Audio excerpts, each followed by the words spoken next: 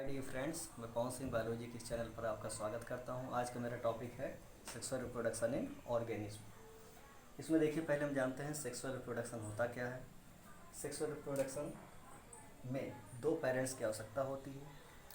पहला पॉइंट, इसमें दो पेरेंट्स की आवश्यकता होती है। दूसरा पॉइंट, इसमें गैमेट्स का फॉर्मेशन और जाइगोट का भी फॉर्मेशन होता है।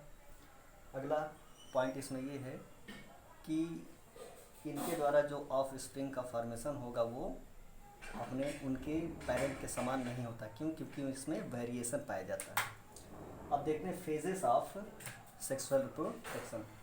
जिससे पहला है जिबली फेस, या इसको वेजिटेटिव फेस भी कहते हैं। जब एनिमल्स में पाए जाते हैं जिसे जिबली फेस कहते हैं, जब प्लांट में पाए जाएंगे तो इसे वेजिटेटिव फेस कहते हैं। दूसरा है रिप्रोडक्टिव फेस, तीसरा है सेंसस फेस।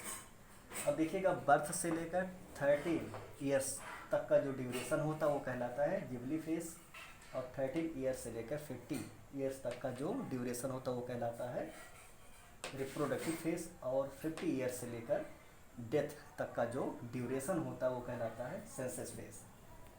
अब देखते हैं कि रिप्रोडक्शन की पहचान हम कैसे करेंगे। प्लांट में अगर हम देख लें, प्लांट कौन सा? Angiospermic plant. इसमें हम फ्लावर्स को देख करके पहचानेंगे कि इनमें रिप्रोडक्टिव फेस आ चुका है।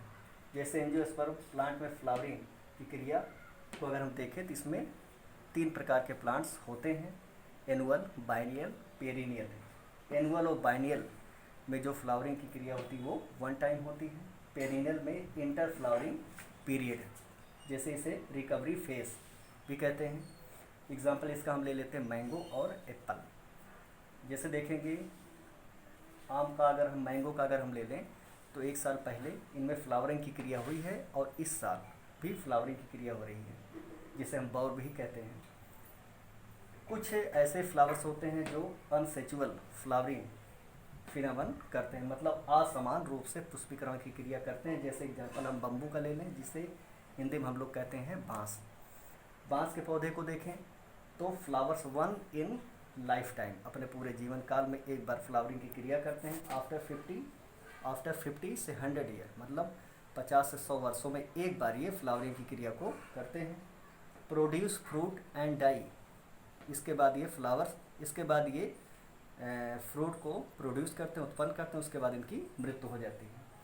दूसरा एग्जाम्पल नीला कुरेंजी। नीला कुरेंजी का एग्जाम्पल लिया गया, जिसे स्ट्रोबिलेंथस कुंथियाना भी कहते हैं। इसमें फ्लावर्स वंस इन 12 ईयर, मतलब 12 साल में एक बार फ्लावरिंग की क्रिया होती है। फ्लावर ड्यूरिंग सितंबर अक्टूबर 2006, इसमें पहली बार फ्लावरिंग की क्रिया 2006 में हुई। इसके बाद 2018 में, फिर कब होगी? 2030 में होगी। फाउंड इन, ये पाए कहाँ जाते हैं? हिल एरियाज, पहाड़ी क्षेत्रों में, जैसे केरला, कर्नाटका, तमिलनाडु में ये पाए जाते हैं।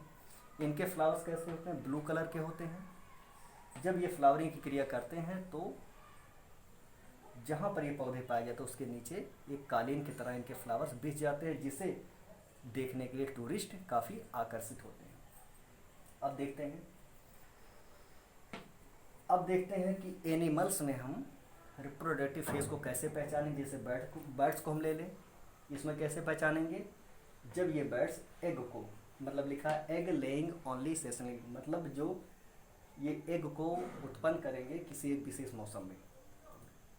अगर हम मैमल्स को ले लें, मैमल्स को 2 टाइप्स होते हैं, जिसे प्राइमेट और नॉन प्राइमेट। प्राइमेट की बात करें, मेंस्ट्रुअल साइकिल, जिसमें का एग्जाम्पल हम लेंगे मैन, एप्स एंड मंकी, जिसे हम मासिक चक्र भी कहते हैं। दूसरा नॉन प्राइमेट ऑस्ट्रस साइकिल, इसमें चलता है। इसकी क्या पहचान? ऑस्ट्रस साइकिल का चलना, जैसे example cow, ship and rats. इसके बारे में हम लोग ह्यूमन रिप्रोडक्शन में पढ़ेंगे। आगे देखते हैं कि नेचुरल बिल्ड कंडीशन, मतलब जंगल में या जंगली जो जंतु होते हैं उनमें किस प्रकार से होता है? 2 टाइप से होता है। एक होता है सेसनली ब्रीडर और एक होता है कॉन्टिन्यूअस ब्रीडर्स, मतलब मौसमी प्रजनक और सतत प्रजनक। अब सतत मौसमी प्रजनक होता क्या है? रिप्रोडक्टिव जो साइकिल चलती है वो फेरेबल सीजन, मतलब एक अनुकूल मौसम में होता है। एक अनुकूल मौसम में ये एक्टिव होते हैं, जैसे स्नैक, फ्रॉग एंड लिजर्ड। इसको हम देखें रिप्रोडक्टिव फेज, जनन काल, मतलब कह सकते हो इनका जो जनन काल होता है वो जनन के लिए हमेशा क्या होता है, एक्टिव रहता है। जैसे example mammals, man, apps and monkey. अब देखते हैं हम कि एनसीईआरटी में एक चीज़ लिखी हुई है कि नेचर में रहने वाले जो बर्ड्स होते हैं, नेचर में रहने वाले बर्ड्स जो होते हैं वो सेसनली एग देते हैं, मतलब किसी विशेष मौसम में एग देते हैं। बट संरक्षण में रखे जाने वाले जो ये बर्ड्स होते हैं वो पूरे साल क्या करते हैं, एग को उत्पन्न करते हैं। तो इसे रिप्रोडक्शन नहीं कहा जाएगा, बस मानव कल्याण के लिए एग को उत्पन्न करना मानव कल्याण ही कहा जाएगा। अब देखते हैं कि इवेंट्स ऑफ सेक्सुअल रिप्रोडक्शन, इसकी 3 घटनाएं होती हैं, pre fertilization, fertilization and post fertilization, मतलब निषेचन से पूर्व घटना, और इसे कहेंगे निषेचन, और जो तीसरा है निषेचन के बाद की घटना। प्री फर्टिलाइजेशन 2 टाइप्स के होते हैं, गैमेटोजेनेसिस एंड गैमेट ट्रांसफर। तो देखते हैं गैमेटोजेनेसिस क्या होता है। तो गैमेटोजेनेसिस का मतलब होता है युग्मक का बनना। युग्मक क्या हो सकते हैं, मेल, मतलब गैमेट क्या हो सकते हैं, male gamete and female gamete. Mail gamete को क्या कहते हैं,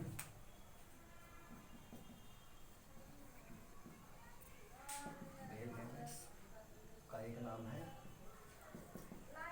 एंथेरोजोइट्स। फीमेल गैमेट एग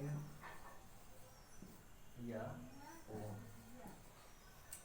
तो मेल गैमेट को एंथ्रोजोइट्स कहते हैं या मेल गैमेट कहेंगे, मेल गैमेट या एंथ्रोजोइट्स कहेंगे, और फीमेल गैमेट एग या ओवम कहेंगे, या मेल गैमेट का एक नाम है स्पर्म। मेल गैमेट को स्पर्म या एंथ्रोजोइट्स कहेंगे, फीमेल गैमेट को एग या ओवम कहेंगे। अब आगे देखते हैं diploid plant body. Diploid plant body क्या है, जैसे पेरेंट होते हैं, टूयन होते हैं, जब इनमें माइटोटिस डिवीजन होता है तो हेप्लॉइड गैमेट्स का फॉर्मेशन होता है। जैसे टेडोफाइट्स, जिम्नोस्पर्म, एंजियोस्पर्म और ऑल एनिमल्स जैसे ह्यूमन।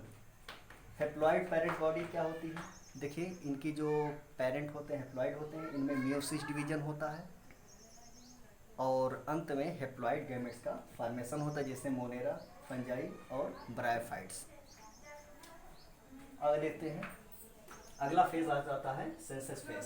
सेंसस फेज में देखते हैं क्या होता है, 50 ईयर्स से लेकर डेथ तक का जो ड्यूरेशन होता है वो कहलाता है जीर्णावस्था का, चाहे सेंसस फेज कहते हैं। इसमें उपापचयी जो क्रिया होती है वो मंद होने लगती है और बॉडी के सारे पार्ट्स धीरे धीरे निष्क्रिय होने लगते हैं और अंत में उनकी मृत्यु हो जाती है।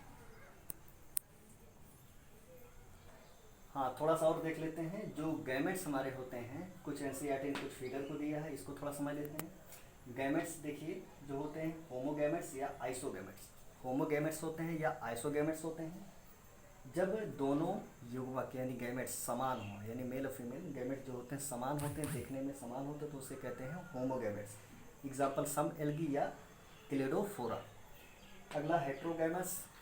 हेट्रोगैमेट्स में क्या होता है, फ्यूकस या फ्यूकस को लिया गया। फ्यूकस एक प्रकार के एल्गी है, इसमें जो फीमेल गैमेट्स होते हैं वो आकार में बड़े होते हैं, जबकि मेल गैमेट्स होते हैं वो आकार में छोटे होते हैं। अगला लेते हैं ह्यूमन का गैमेट लेंगे। ह्यूमन में क्या है, ओवम आकार में बड़ा होता है जबकि स्पर्म आकार में छोटा होता है। ये एनसीईआरटी में फिगर दिया है और इसके बारे में आपको जानना होगा। बाकी मेरी अगली वीडियो में मैं आपको अगले टॉपिक के साथ आऊँगा।